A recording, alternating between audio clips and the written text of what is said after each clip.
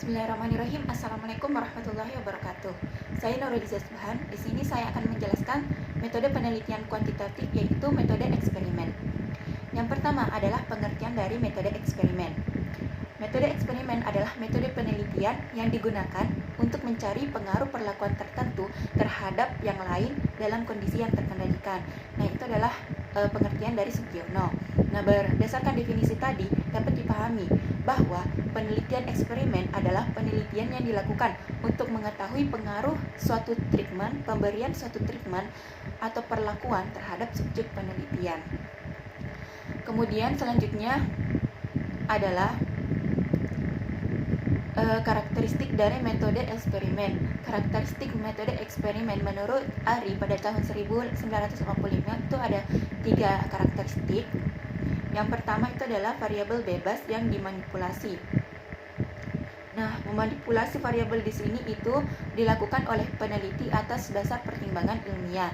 Nah, variabel bebas yang dimanipulasi ini, perlakuan ini itu dapat dipertanggungjawabkan. Nah, ini tuh digunakan untuk memperoleh perbedaan efek dalam variabel yang terkait. Adapun karakteristik yang kedua adalah variabel lain yang berpengaruh dikontrol agar tetap konstan. Nah, kemudian jadi kan tadi ada variabel bebas yang dimanipulasi. Nah, ada juga variabel lain yang berpengaruh. Nah, itu tuh dikontrol agar tetap konstan. Kemudian karakteristik yang ketiga itu ada observasi langsung. Itu observasinya itu langsung dilakukan oleh peneliti. Nah, tujuan dari kegiatan observasi dalam penelitian eksperimen adalah untuk melihat dan mencatat segala fenomena yang muncul yang menyebabkan adanya perbedaan di antara dua grup. Jadi observasi dalam metode eksperimen itu penting untuk dilakukan untuk mengetahui dan mencatat segala fenomena yang muncul dari adanya perbedaan di antara dua grup yang kita coba eksperimen. Kemudian selanjutnya itu ada bentuk-bentuk dari metode eksperimen. Nah, bentuknya itu ada 4 menurut Sugiono, yaitu ada pre-eksperimental, ada true experimental design, ada factorial design, dan yang terakhir ada quasi-eksperimental. Nah, yang pertama itu ada pre-eksperimen. Nah, kenapa disebut pre-eksperimen? Karena desain ini belum merupakan eksperimen yang sungguh-sungguh, dan ada variabel lain yang ikut berpengaruh terhadap terbentuknya variabel dependen. Jadi ada variabel luar yang terbentuk, ada variabel luar yang diambil, Kemudian pre-experimental design ini dibagi lagi menjadi 3, yaitu yang pertama one shot case study, di mana dimaksudkan untuk menunjukkan kekuatan pengukuran dan nilai ilmiah suatu desain penelitian. Nah, kemudian ada bentuk one group pretest post-test design. Nah, ini tuh udah ada observasi sebelum dan sesudahnya. Jadi ada observasi sebelum diberi treatment, kemudian diberi treatment, dan setelah itu ada lagi observasi setelah diberikannya treatment. Kemudian bentuk yang ketiga dari pre-eksperimental itu ada intake group comparison. Nah, di sini intake group comparison itu saya belum terlalu paham juga. Kemudian kan tadi udah ya, yang bentuk pertama itu ada pre-eksperimental. Kemudian bentuk kedua itu ada true experimental design. Nah, disebut sebagai true experimental design karena dalam desain ini peneliti dapat mengontrol semua variabel luar yang mempengaruhi jalannya eksperimen. Jadi validitas internal atau kualitas pelaksanaan rancangan penelitian itu menjadi tinggi. Kemudian true experimental ini dibagi lagi menjadi 2. Ada post-test only control design dan ada pre-test post-test control group design. Jadi yang satunya itu cuma post test saja, dan yang keduanya itu udah mencakup post test dan pre-test. Nah, di sini jadi misalnya nih ada observasi, kemudian diberi treatment, kemudian diobservasi lagi setelah pemberian treatment. Itu tuh termasuk ada post test dan pre-testnya, karena observasi sebelum treatment itu adalah post testnya, observasi setelah diberi treatment itu adalah pre-test. Jadi observasi sebelum diberikan treatment itu adalah pre-test, dan observasi setelah diberi treatment itu adalah post testnya. Nah, beda kalau misalnya jenis post test only, itu tuh cuma post testnya doang setelah pemberian treatmentnya aja. Kemudian jenis ketiga itu ada factorial design.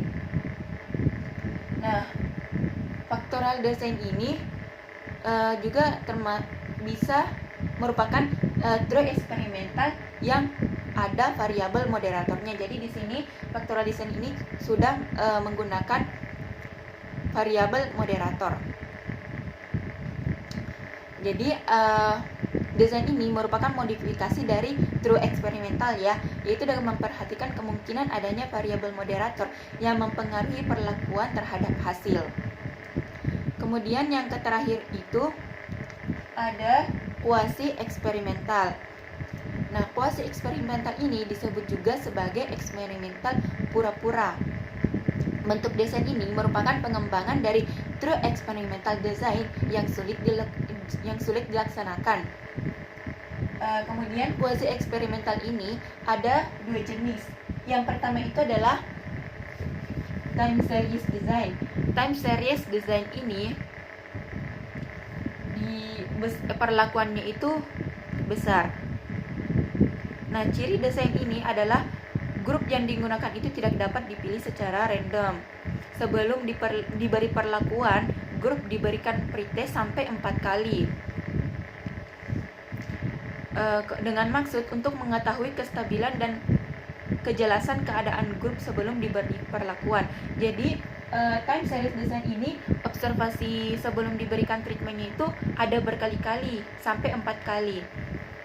Nah, jika hasil pretest selama 4 kali tersebut ternyata nilainya berbeda-beda, berarti grup tersebut dalam kondisi tidak stabil dan tidak konsisten. Nah, setelah kondisi tidak labil ini, maka perlakuan dapat mulai diberikan atau treatment dapat mulai diberikan. Kemudian yang kedua itu ada non-equivalent control group design. Nah, desain ini hampir sama dengan pretest post-test control group design. Itu tuh tadi ada di true experimental design kan. Quasi eksperimental itu juga termasuk pengembangan dari true eksperimental. Tetapi pada desain non-equivalent ini, grup eksperimen maupun grup kontrolnya itu tidak dipilih secara random. Nah, tadi kan udah dijelasin kan bentuk-bentuk dari metode eksperimental. Selanjutnya ada langkah-langkah dari metode eksperimen. Langkah yang pertama itu adalah adanya permasalahan yang signifikan untuk diteliti. Jadi kita harus menentukan dulu masalahnya itu apa, masalah yang akan kita teliti itu apa. Kemudian pemilihan subjek yang cukup untuk dibagi dalam kelompok eksperimen dan kelompok kontrol. Jadi kan dalam metode eksperimen ini ada eksperimen, ada kelompok eksperimen yang akan kita eksperimen, yang akan kita uji, dan ada pengontrolnya. Jadi kita harus menentukan, memilih subjek, kelompok eksperimen dan kelompok kontrolnya pada tahap kedua ini. Kemudian tahap ketiga itu pembuatan atau pengembangan instrumen. Nah, kemarin kan kita udah mempelajarikan tentang instrumen, pengembangan instrumen. Nah, dalam langkah ini kita itu membuat atau mengembangkan instrumen yang akan kita gunakan dalam penelitian. Kemudian yang keempat, pemilihan desain penelitian. Kita pilih desain metode eksperimen dari 4 macam tadi. Kemudian ada eksekusi prosedur, setelah itu kita eksekusi, kemudian melakukan analisis data, dan yang terakhir itu memformulasikan kesimpulan. Jadi itu tadi langkah-langkah dari metode eksperimen. Nah, mungkin cukup sekian yang bisa saya sampaikan pada video kali ini, kurang lebihnya mohon dimaafkan. Terima kasih atas perhatiannya. Wassalamualaikum warahmatullahi wabarakatuh.